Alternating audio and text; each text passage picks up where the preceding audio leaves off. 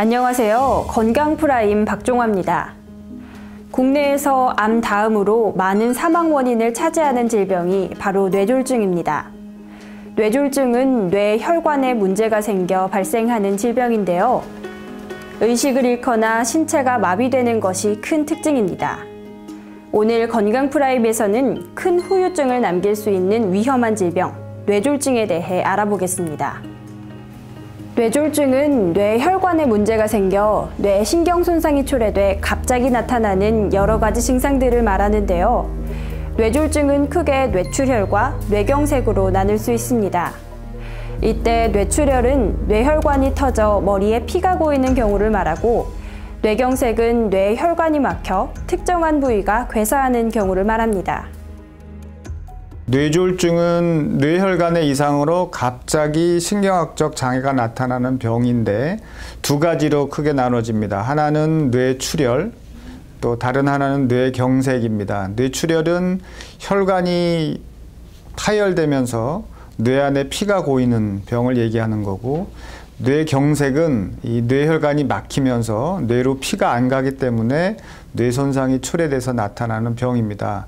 그래서 우리가 뇌졸중 할 때는 뇌출혈, 뇌경색을 다 통틀어서 얘기하지만 두 개로 나누면 뇌경색과 뇌출혈로 나누고, 빈도로 따지면 뇌경색이 한 80%, 뇌출혈이 한 20%, 그래서 뇌경색이 훨씬 더 빈도는 많습니다. 뇌졸중은 전조 증상이 있을 때 병원을 찾기만 해도 악화되는 것을 막을 수 있습니다. 우선 마비가 있거나 팔이나 다리에 힘이 빠졌다가 5분에서 10분 후에 회복되는 일이 반복된다면 뇌졸중을 의심해 봐야 합니다. 두 번째, 팔다리가 저리고 부정확한 발음, 감각이 떨어지는 증상이 있다가 회복되는 경우가 해당됩니다.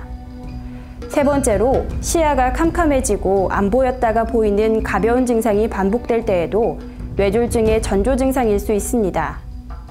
한편 뇌졸중은 40대에서 50대 이상의 고연령층에서 흔히 발생하는데요.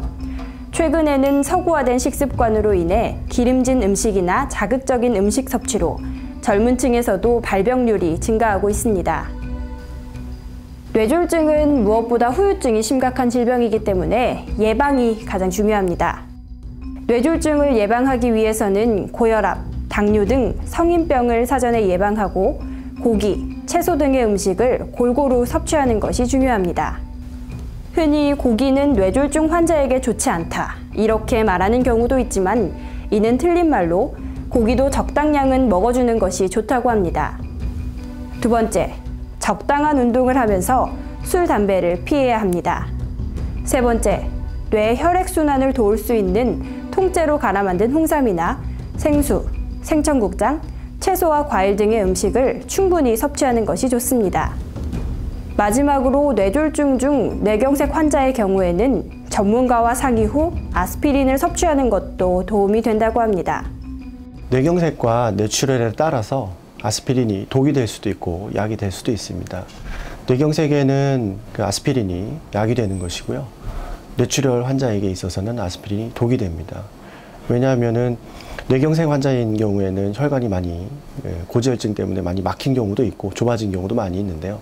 아스피린을 먹게 되면은 그렇게 혈관들이 좁아지는 것을 미리 예방할 수 있습니다. 하지만 뇌출혈 환자에 있어서는 아스피린을 먹고 있던 환자가 뇌출혈이 생기면은 뇌출혈이 많이 보통의 사람보다도 많이 늘어나기 때문에 더 예후가 안 좋게 됩니다. 그래서 뇌졸중인 경우에 특히 어떠한 질환에 따라서 아스피린은 약이 될 수도 있고 독이 될 수도 있는 것입니다. 갈수록 늘어나는 뇌졸중 환자. 전문가들은 뇌졸중 환자가 발생했을 때 골든타임을 강조했습니다.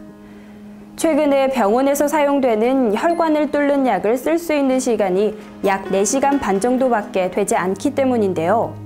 그 시간이 지나면 혈관을 뚫는 약을 쓸 수 없고 치료가 제한되기 때문에 골든타임을 지키는 것은 굉장히 중요합니다. 갑작스러운 증상과 치명적인 후유증으로 공포의 대상이 되고 있는 뇌졸중. 뇌졸중에 대한 올바른 지식을 갖고 끊임없이 예방하고 대처하는 자세 잊지 말아야 합니다. 지금까지 뇌졸중에 대처하는 자세, 건강프라임이었습니다.